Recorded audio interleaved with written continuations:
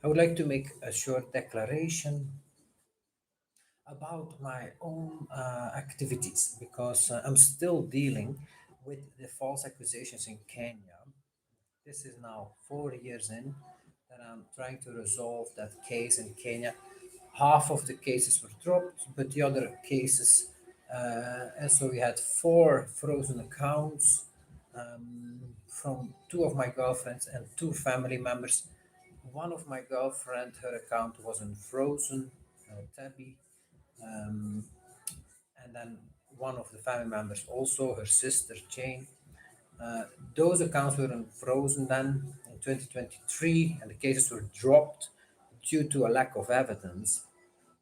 But then the other two cases against my other girlfriend, Bailey, with whom I also have children, as well as my other family member, Timothy, who's a cousin-in-law of mine and a personal assistant. Both of them had sent also a large bank wire from, at the time, my Belgian bank account to my girlfriend Philly. It was a gift to build financial security for her and our children. And to my cousin Timothy, it was a loan because I wanted him to participate in the golden Portuguese golden visa program, which is expensive. He had to invest to be able to participate in that and get a residence permit from Portugal. He had to invest at the time $300,000, and that's also what I wired him via bank transfer, and that was also frozen. And then these false accusations are still up to date. We lost those two cases in the High Court, and now we are dealing with these cases in the courts of appeal. I just want to make a statement about my financial affairs because I am be well, actually the accounts are being frozen with the false accusation that these are proceeds of crime and money laundering. That means that they claim that I earned this money by being engaged in criminal activities, and somehow I was engaged in criminal activities, and then I was able to receive that money on my Belgian bank account from the KBC, and then I sent that to Kenya. That's their claim. Or a second claim, because they are very vague. This is the only thing they say about it. They don't specify anything in detail. It's just a vague accusation. The other vague accusation, proceeds of crime, the other one is money laundering. So they claim that I sent this money, and this is part of a money laundering operation. But that too makes no sense because how can you launder money when you send money to your loved ones? That's not a money laundering of operation.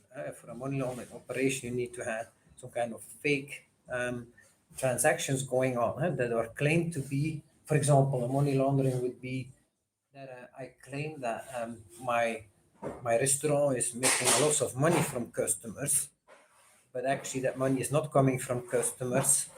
It's actually money coming from somewhere else, and it's being laundered, being whitewashed. However, how could that be here? I'm just sending money from one bank, my bank account, to my girlfriend's bank account. How can that be a money laundering operation? That makes no sense. So they should specify in detail. There is no specification done, but I just want to claim for myself that I have never been involved in any criminal activities. From young age, I realized like, what should I do in life? Should I be dealing drugs? Actually, that's easy money. Or should I try to make my money the honest way? What will be the best way? Or, I mean, let's say the legal way. What would be the best way? And I realized from young age, I don't stress in my life. I don't think it's morally wrong, certain activities that are considered illegal. But if they are illegal, that means you have a tough life because, yeah, there's easy money, but it's not so easy in the end because you have to deal, you could be chased by other uh, uh, um, people that do illegal activities because you're competing with them and you don't have the law on your side, so you could also be chased by the police. Like, this is not a good life. So I started from young age just to try to make my money the honest way. First, I was in sales. I was selling cars, and I was and my only job I have had was as a sales manager in my 20s. And actually, I started full time investing very early on because I had inherited capital. So I think at 26, I had my last sales job, and then I 27, 28, something like that. And then the financial crisis happened in 2008. I had done well in my investments, and from 2009, I started to invest full time. And all those investments were public. I've shared those publicly, firstly on my blog. I've shared my portfolio from the start in 2009, my portfolio composition up until today. And of course, you cannot do illegal investments, that's not possible. Um, I did invest in crypto. I have the evidence of that. I shared that in court. I have my all history, proof of wealth, source of funds, source of wealth. I've all submitted that to court. It's public information at this point. How I invested in cryptocurrencies. I invested by investing via Bitcoin 24 in 2011, which was the biggest euro exchange in Europe, converting Bitcoin for euro. Was located in Germany, Bitcoin 24. And I did my bank transfer from the same bank, KBC, that I used to send money to Kenya. I sent money to that cryptocurrency exchange in 2011. That's how I invested in Bitcoin the first time, and where I started to really build my capital. So I have all the evidence that all my investments are legal. And I mean, it's actually not easy to make your money as an investor, but I succeeded to have an annual compound annual growth rate of 20%, which is a public information. Hey, people can, through all my videos that I've posted on YouTube, articles that I've written, posts that I've made, 10,000s of posts, hundreds of videos. You can see actually what I have been doing and how I have been making my money. No, I've never earned money with illegal activities, and so this is total nonsense and really a shame for a country like Kenya I mean, to be so corrupt, to try to steal people's money with false accusations that make no sense. Uh, it's so clear. And